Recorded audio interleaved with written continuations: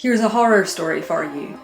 Imagine spending the rest of your life revising this one story.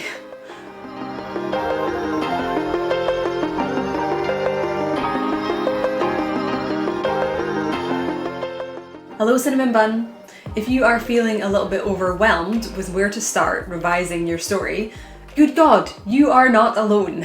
That's why in this video I want to give you some clarity and focus on where to begin with your revision, how to go about it and how not to go about it. By the end of this video, yes, you will still have a lot of work ahead of you, but hopefully you will have a path instead of feeling like you are surrounded by noveling wilderness with no idea which direction you're going to go. When I started trying to revise my first novel, it was completely ineffectual, and basically everything that I did there I did not keep into further revisions. 10 years later though, I feel like I have complete clarity about the revision process. That doesn't mean it's always easy, but no matter what happens, I always know what my next step is, and that can be such a relief. Offering practical and procedural solutions to writing problems is kind of my thing, and it's why the majority of writers that I work with in one-to-one Skype sessions end up becoming repeat clients. So today, let's apply that to revision. I have 7 guiding principles to share with you.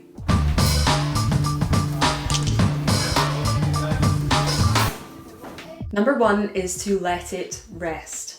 You cannot revise a story that you have just finished writing. You have to let it rest a little while before you come back to it. How long exactly you let it rest for is up to you and how much time you have, but unless you're on a publishing deadline, I would aim for getting at least a month away from it. This fallow time is really important, and I know that you are desperate to start getting in there and fixing all the stuff that you know is wrong with it, but trust me, really try to enjoy this break from your story. You could spend it not writing at all, taking a break completely. You could spend it working on a different project, or you could even spend it kind of developing your skills as a writer, you know, doing writing exercises or challenges or kind of getting experimental. All of these are worthwhile ways to spend that time away from your story.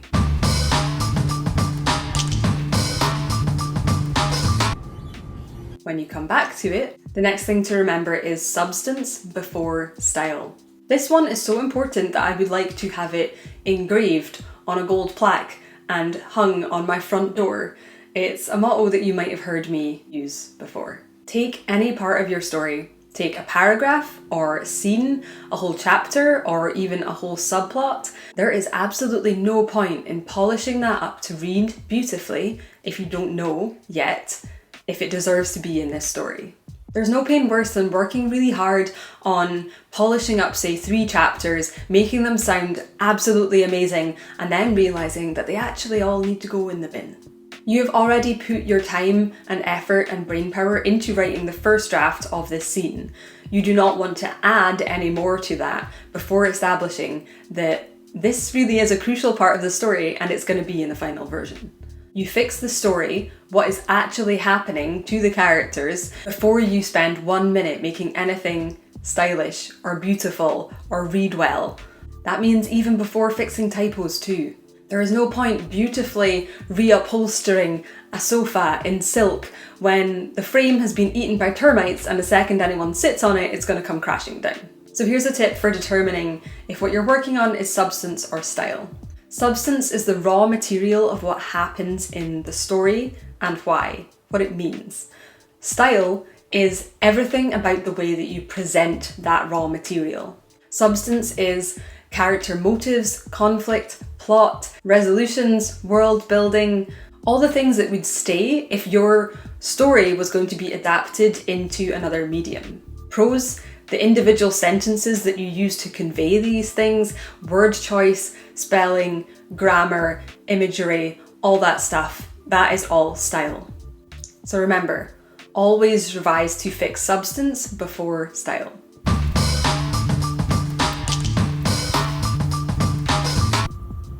A third piece of advice is to go in with a system or a plan. A system plan. A plan system, if you will. A plan of attack. Writing a first draft obviously has its own struggles, but one great thing about it is that most of us know that when you get to the end of the story, you have finished the first draft. Revision, on the other hand, is a potentially infinite activity. If a first draft is like a journey through the woods of noveling wilderness from A to B, revision is more like stepping out of the airlock in your spacesuit. You could quite easily just float into the abyss and be stuck there forever. Your plan, your system, your workflow, that is your tether. That is that cord connecting you back to the airlock where you just came from to ensure that you don't float off into space and die out there. That tether will allow you to navigate, to move around, to eventually find your way back home, to make sure that this spacewalk has an end. I'm going to wrap up this point with a prime piece of grandmother level scaremongering. Here's a horror story for you. Imagine spending the rest of your life revising this one story. Let that horrifying idea be your motivation to go into revision with a plan and a system. And following along from that, a revision outline is going to be your best friend.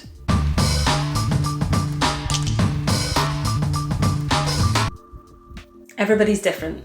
I'm going to quote my friend Nick Marino, "There are no right ways to write, but there are effective ways to write."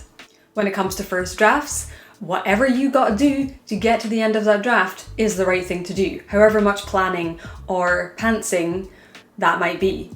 Whatever works for you is the most effective thing to do.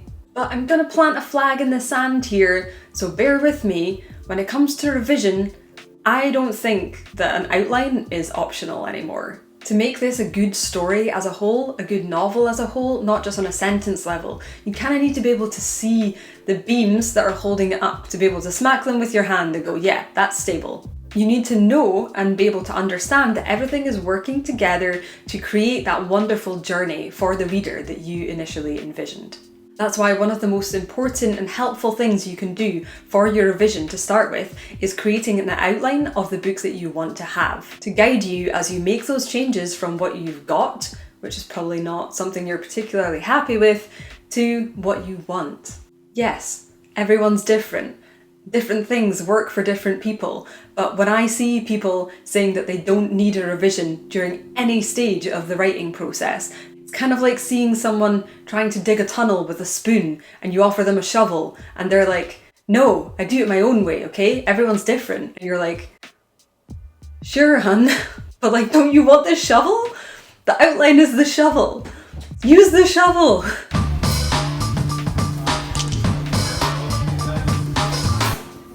The next thing you're going to want to do is to change the format and, if possible, even work on paper. Trying to revise a story in the exact same format that you wrote it in is a little bit of a recipe for disaster. It's going to be 10 times harder. The reason that you let it rest is because you need a fresh perspective on this beast.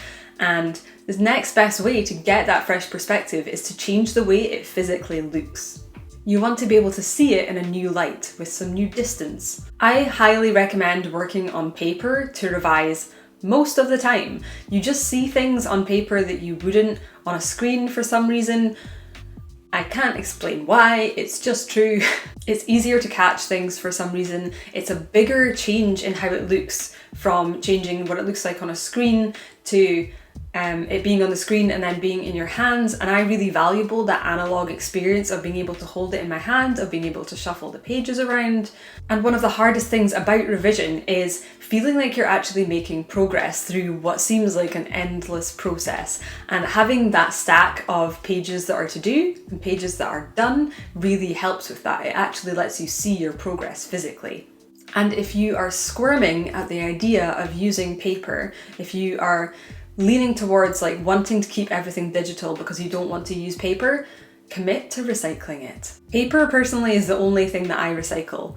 I'm a writer and my work requires paper and I've accepted that, and so I commit to recycling it. In fact, that's why my desk bin is literally only for paper recycling. It's not a bin I use for anything else because I know I go through quite a lot of paper. Don't shortchange your story or your novel out of fear of using paper, out of fear of using the tools that you need to use. Just commit and recycle it and don't feel guilty. When it comes to printing your manuscript, you want it to look different than it looked when you were writing it, and you also want it to be double spaced. You need that double spacing because you need to be able to write in between the lines. It's really important to actually have the space to revise on the page. So you want to change the font, possibly even the size of the text and the margins, anything to make it look different enough that it looks unfamiliar to you. Keep tweaking it until you're happy with it. If you typed double spaced, then you're going to have to change more of the other things to make it look different enough. But if you typed your first draft in single spaced, then it's going to be a lot easier for it to look much more different in manuscript form. For your first read through, as you're preparing to revise, you can even export it to your Kindle or e-reader. That's a really good way to make it feel unfamiliar as you read it.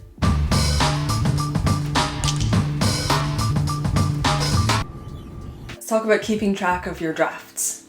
I think all of us as writers should be aiming for as few drafts as possible. If you're on your first few stories or your first few novels, as few drafts as possible might still be 10 drafts, that's fine, but I think it makes sense for us to all be working towards getting more efficient with our revisions and working down to, like for me, it would ideally be 1 or 2 drafts max.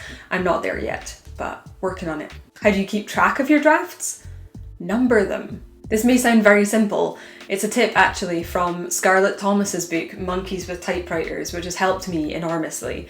Don't kid yourself with file titles like novel, final revision, novel, final revision, last revision of this novel, really this time. If you have to go back into your files to find something, it's impossible. And a lot of the time, you don't actually decide if this is the last draft or not. Sometimes it's your novel. And often you only realise or can discern if this is the last draft after the draft is done, so it doesn't really make sense to try and name it beforehand. Have you done this before? Write final draft in the comments if you have done this with your files, because I know I have. Stick to draft 1, draft 2, and continue from there and save yourself the headache. It will make it so much easier to navigate. You still get to aim for making draft 3 the last one, but then if it turns out actually you need a little draft 4 as well, then you're still going to be able to do that easily. I guess aim for every draft to be the last draft, but be prepared for it to not be.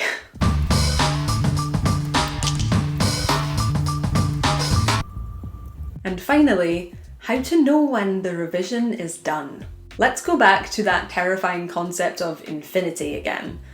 If you can, in theory, keep revising forever, how the hell do you ever know that you're done? Sometimes you do just know. You're like, I know that this is done. I can feel it.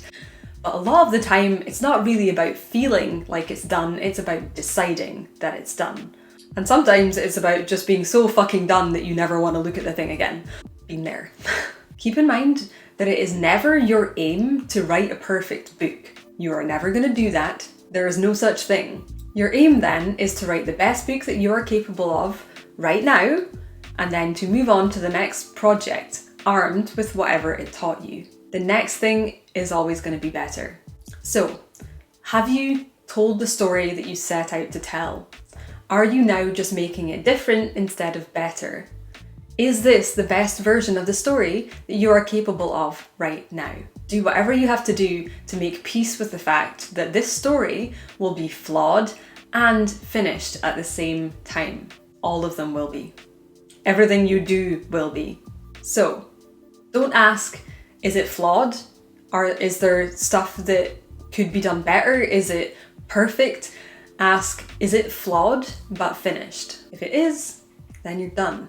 And if at any point you are kind of stuck in this like deciding if it's finished kind of phase, you're unsure, then I would recommend getting a bit of perspective on that by either watching or re-watching my video on perfectionism. That will help you out. And that's how you get started with revision. So give me a like if you took away something helpful from this video, and I guess give me a dislike if you think that I'm a hipster goblin or you like hate my accent or whatever. Honesty is important. I make 2 new videos every month for YouTube and 1 for Patreon, so if you are into that, be sure to subscribe, and if you hit the bell little button thing, then you'll get notified of every video rather than just whatever the fuck the algorithm wants to do with itself. Let me know in the comments, what part of this video did you most need to hear? I'm really interested to see what resonates most with you guys. And if you are serious about revising your novel or your story, don't forget to pick up the Story Revision Starter Guide that I created to go along with this video. It'll really help you put this into practice instead of it just becoming another like, oh, I should do that kind of thing that haunts the back of your mind. Okay, love you, bye!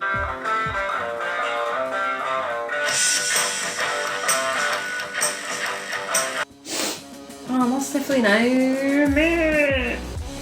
Today we have cardamom tea with cream because the milk is done. I think I might have over steeped it a bit. Sirens.